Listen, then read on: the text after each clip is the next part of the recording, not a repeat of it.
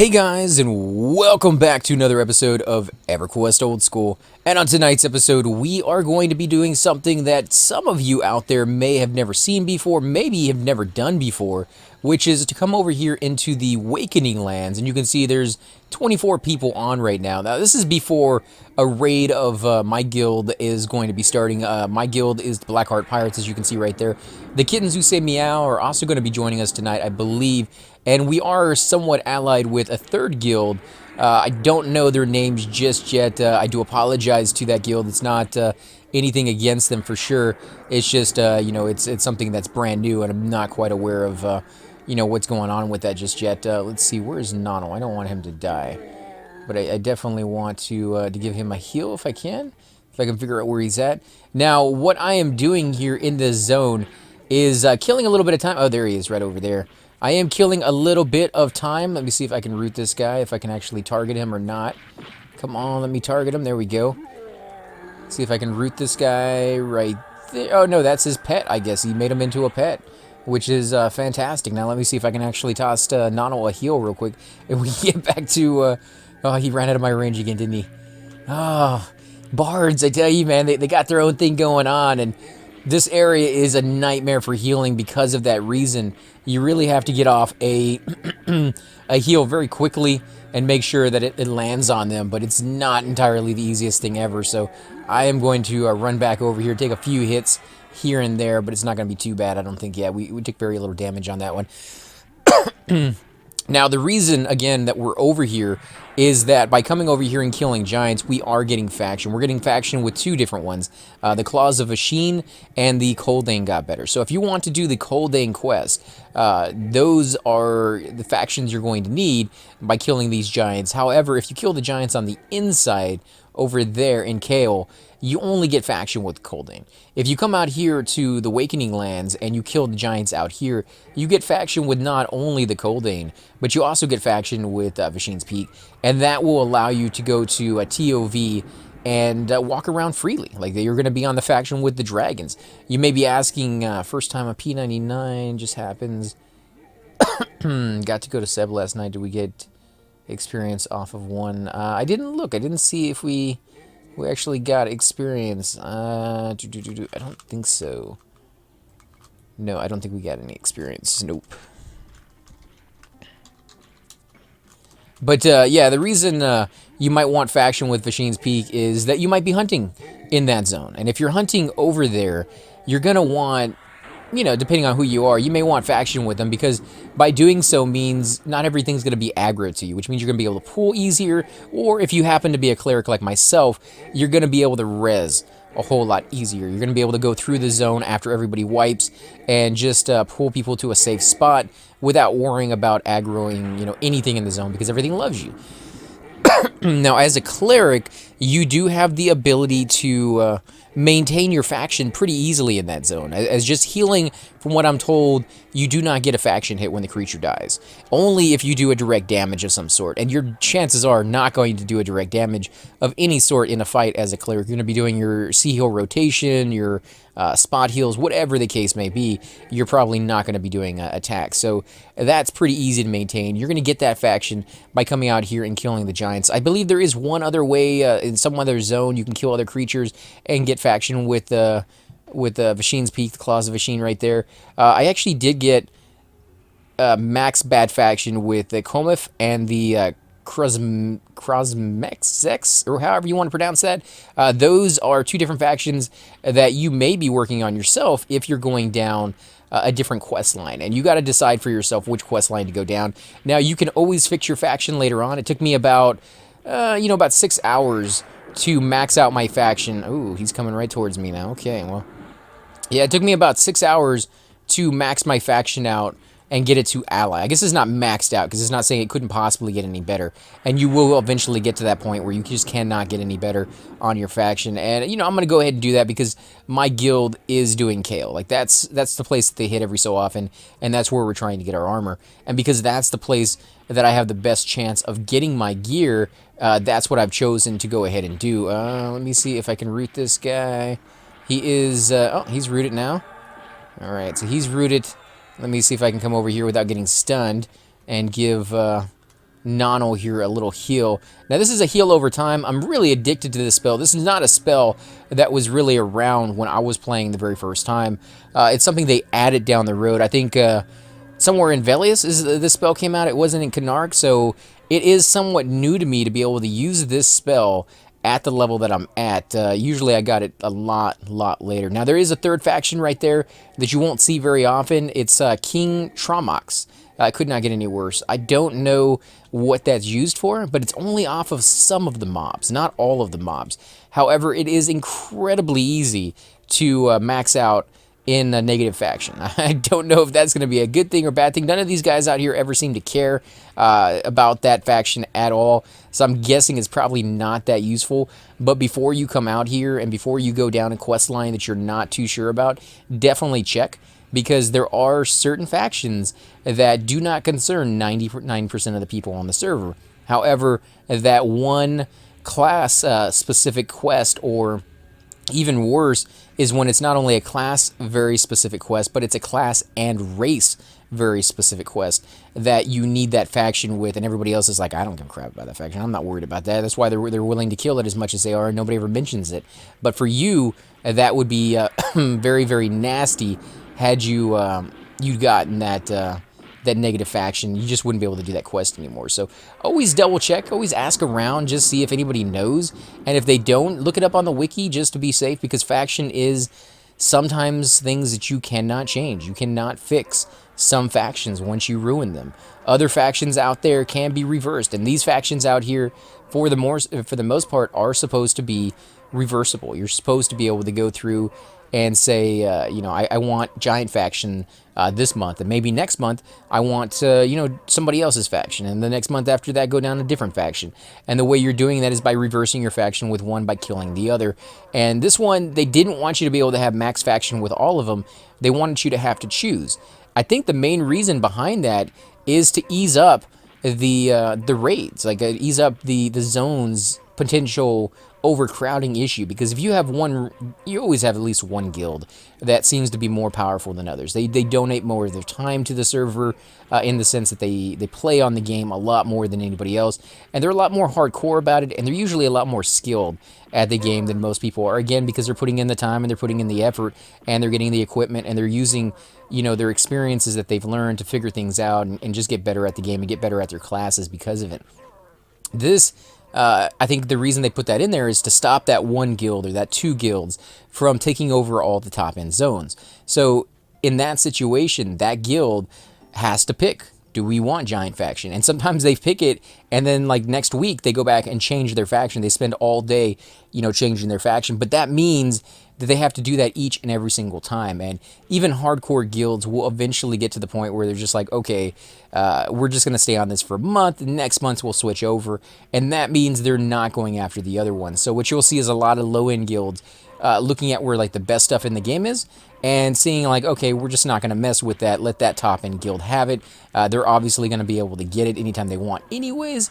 We're not going to be able to compete, but we can get this other stuff, which is almost as good and maybe better in some ways, because it seems like even the top-end guilds will switch back and forth, like I said, and go after certain pieces for each piece of armor. Like I was looking at the Cleric one, and the breastplate, the pants, and the boots seem pretty good, although the boots aren't nearly as good as Golden Afridi boots, but they're still pretty good.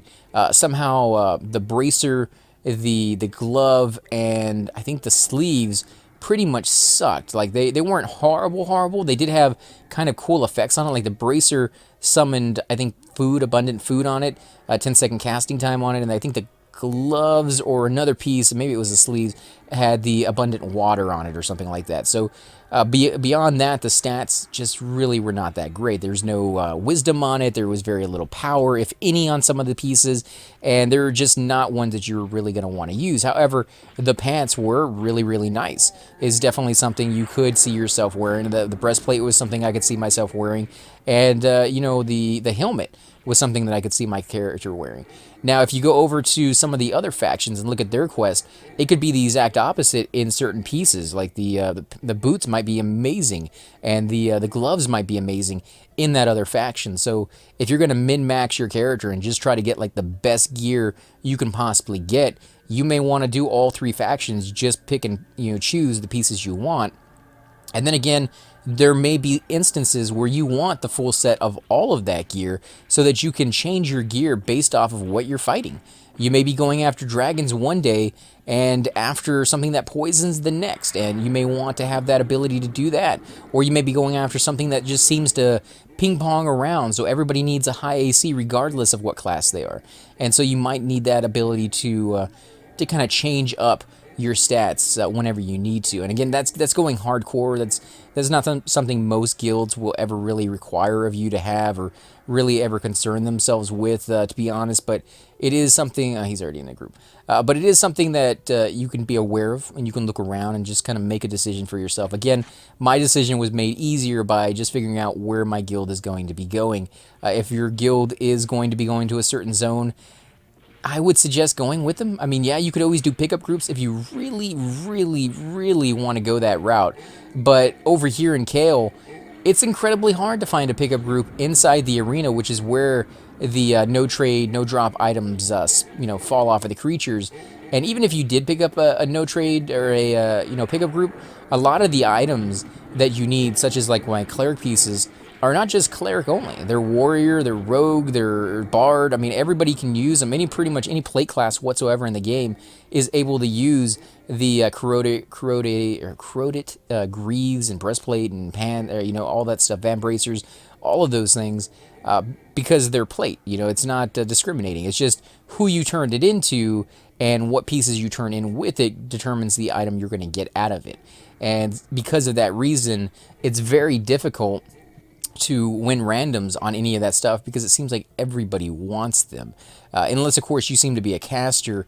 Casters, unless you're on a raid, seem to be very, I won't say uncommon in a group, but if you're going to be in a group, there's obviously some makeups that you have to have. You're going to need a healer. Usually a cleric is something that people want just in case people die. You can get that res. Shamans and druids, of course, can heal, and they can do so really well if the people know what they're doing. But you kind of want that res, especially when you have to move pretty deep into a zone. You never know, am I going to make a mistake? And if I do make a mistake, is there any way for me to come back without having to go all the way back to the entrance and fight our way back in? Because that's a pain in the butt. So you're going to have a cleric there most likely if you're lucky enough. And then, of course, you're going to have some type of tank. And pretty much every tank class that I can even think of, and I'm trying to rack my brain here and think of a class that can tank that doesn't have plate. I mean, rangers can wear plate, warriors, paladins, shadow knights, bards, they all wear plate. So those are all people who are going to be randoming on the plate. So no matter what plate class you have, you're going to have, or what kind of tank you have, you're going to have another plate class there. So that's 2 plate classes you're going to have, unless of course you happen to have a shaman or a druid healing. But again, that's not too common to have something like that. And then, of course, you're going to need some DPS, and DPS can come in a lot of different shapes and sizes. You can get necros, you can get rogues, bards, even rangers can be considered DPS if they happen to have the right equipment and they know what they're doing with it. But again, depending on who you have, there might be a lot of people randoming on the same item that you're going to get. So pickup groups I've never really found to be effective. I've never really found them to help me get items. I always have really bad luck with randoms though, so if you happen to be one of those people who get really good rolls on your loot all the time, maybe that's the way to go. Maybe you can get some really good stuff there. But again, with pickup groups, you never really know how long they're going to stay, and if they make a mistake, if people start dying, they usually just call the raid or call the group, just be like, I'm heading out of here, I got to go do something, blah blah blah. They make up some excuse to get out of there because they don't want to be in that group anymore. Whereas if you're in a raid with a guild, your guild is usually pretty understanding. Oh crap, Nonal just bit it right there. He died definitely very, very quickly, and I don't know from what. Let me ask him real quick, guys. I got to give him a res. Holy.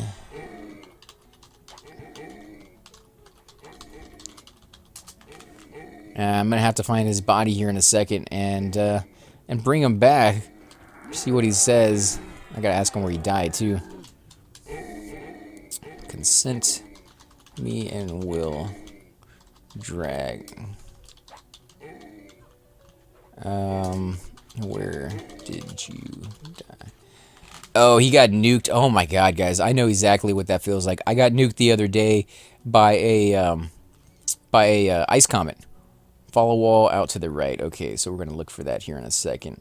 I got hit by an ice comet. It hit me for 1044, which at the time, I think I was like level 48, 49 or something like that as a cleric, and that was more hit points than I had total. It's still more hit points than I have total right now without any buffs on. All right, but mobs up, so be careful. Okay, so we are looking for Nonal. That is not Nonal's corpse. We're going to keep going to the right. Yeah, he pulled one of these. One of these over here.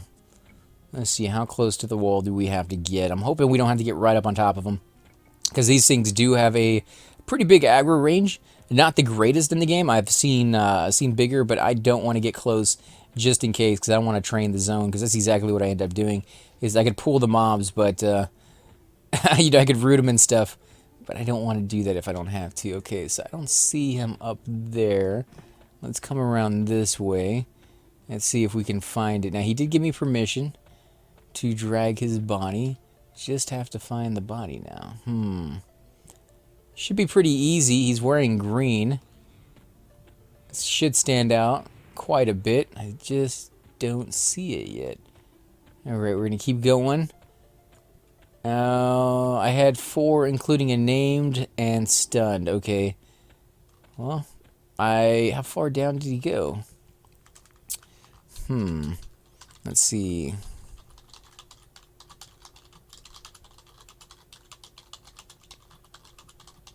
4 plus a named. He could be really far down there, but I'm getting the feeling that I might have missed it over here. Even though I did kind of look. It might be stuck underneath one of their feet. Hoping that's not. It goes up the hill almost to end of Giants. It goes up the hill. I don't know if this is the end of the Giants, though.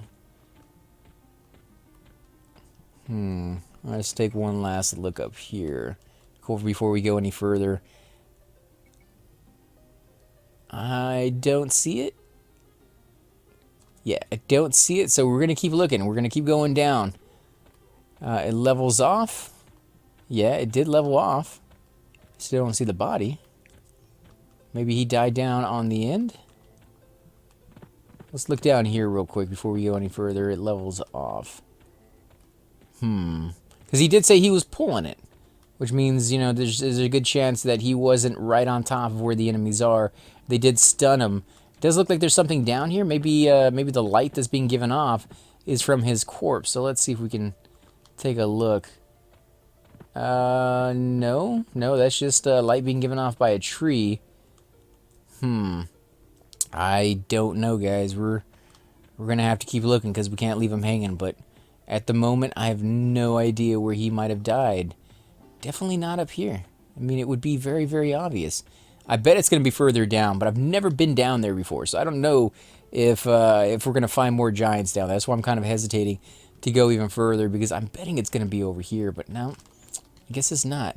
Was a named giant. There's got me, so it should be near that unless they pulled it. Nope. Let me ask him what was the name of the giant at the moment. Oh man, I don't know. Crazy. He is a bard, so he runs incredibly fast. So his, let's see, their factioning happened by chance mate in WL. Only named one, I think. I don't know the names of the giants, to be honest. Mark or the something. Let me go back there and see. I bet it's still there. Yeah, I bet that's it, because I don't see any giants down this way. I don't think he would have went this far. He's telling me to wait now. Let's see, what's he gonna say? Tombkeeper Bajord. I think that was it, actually.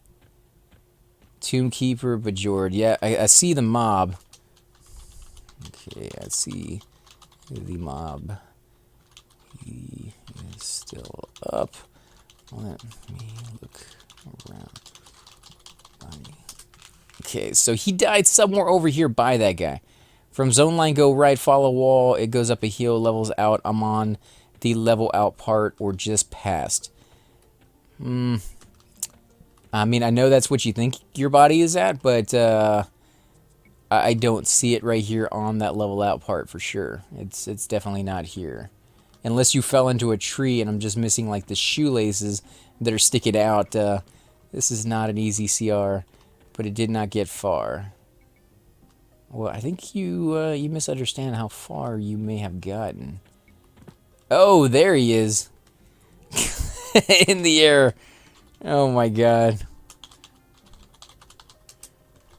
Up like 50 feet in the air.